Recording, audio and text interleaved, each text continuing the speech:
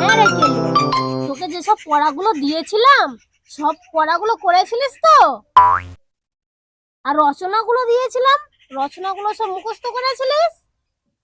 হ্যাঁ ম্যাডাম, আমার সব রচনা মুখস্থ একদম।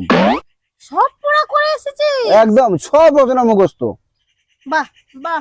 ম্যাডাম নিশ্চয়ই গরুর রচনা ধরবে মনে হয়।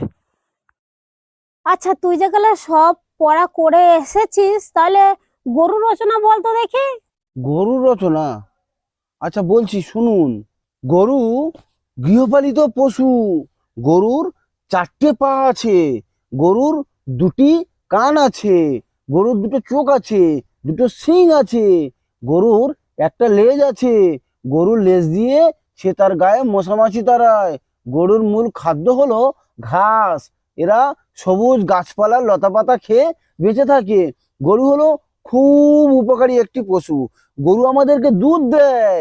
সেই দুধ খুব উপকারী।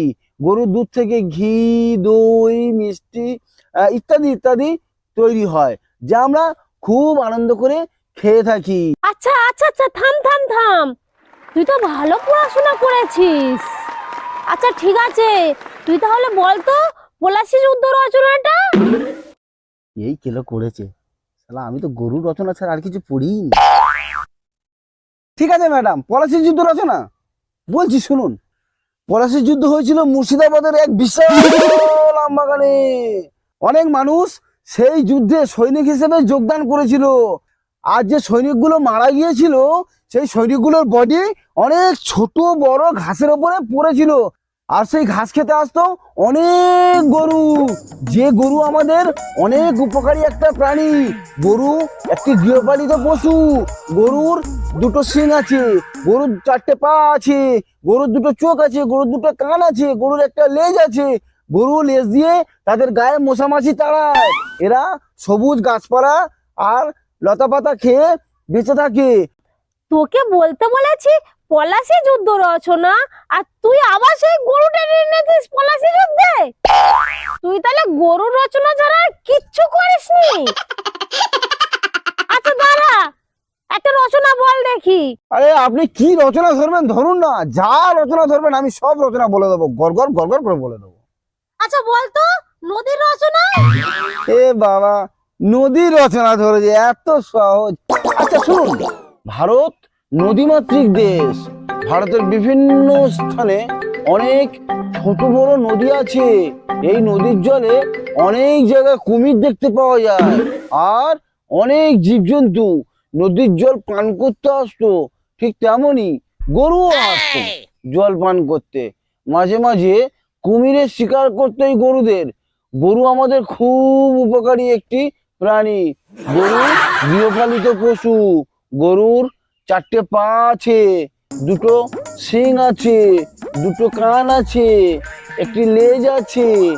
আর এই লেজ দিয়ে গরু তাদের গায়ে বসে থাকা কীটপতঙ্গ তাড়ায়।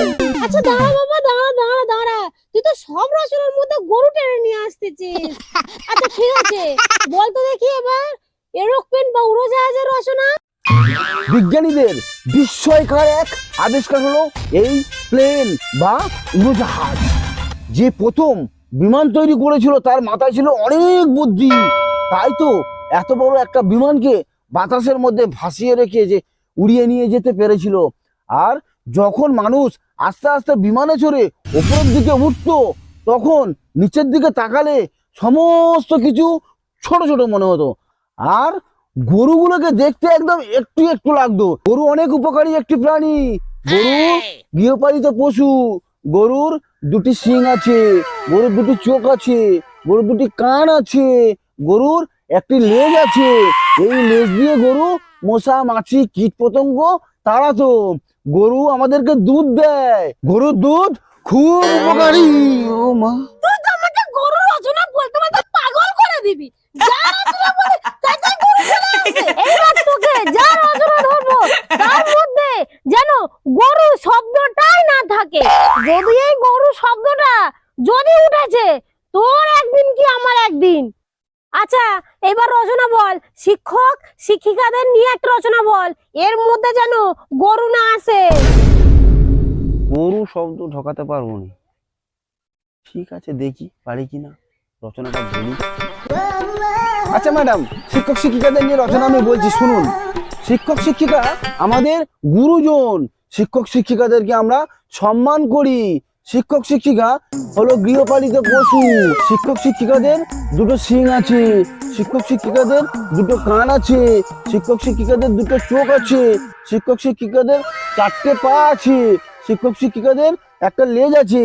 এই লেজ দিয়ে মশা মাছি তারা শিক্ষক শিক্ষিকারা। শিক্ষক শিক্ষিকারা হলো তৃণভোজী প্রাণী, এরা ঘাস খেয়ে বেঁচে থাকে। শিক্ষক শিক্ষিকা খুব উপকারী একটি পশু। শিক্ষক শিক্ষিকারা আমাদেরকে দুধ দেয়, সেই দুধ খুব উপকারী।